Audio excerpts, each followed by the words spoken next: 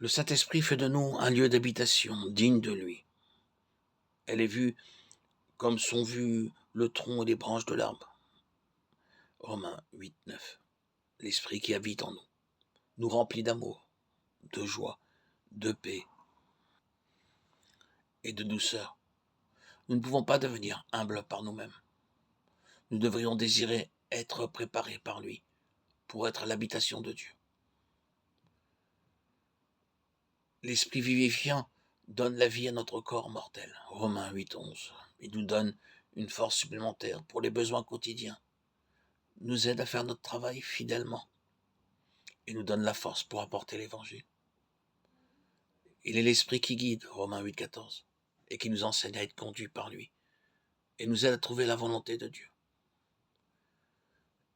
Il est l'Esprit d'adoption, Romains 8, 15, qui nous amène à la maturité. Il était de coutume, lorsqu'un fils arrivait à un certain âge, de lui donner une clé de la maison et de l'autoriser à signer les documents de son père. Beaucoup de croyants demeurent aujourd'hui spirituellement des enfants. Ils se contentent d'aller aux réunions, puis ils rentrent chez eux. Ils s'assoient à la même place, semaine après semaine, mais ne peuvent pas prendre de responsabilité.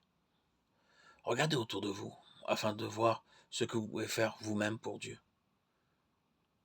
Vous n'avez besoin de personne pour vous enseigner. Romains 8, 16, l'esprit de témoignage nous enseigne que nous avons une part dans l'héritage céleste qui doit être réclamé. Celui qui vaincra héritera toute chose. Le Saint-Esprit est là pour nous enseigner, nous aider à réclamer notre part de l'héritage céleste. Romains 8, 26, l'esprit d'enseignement nous enseignera comment prier. Il nous aide à prier selon la volonté de Dieu. 1 Jean 5, 14. Et ainsi à connaître la pensée de Dieu. Il est l'esprit d'intercession.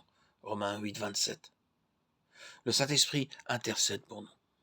Alors que certaines personnes passent par des épreuves et des tentations et que nous prions, le Saint-Esprit nous donne un fardeau de prière pour ces personnes, alors que nous ne savons pas pourquoi.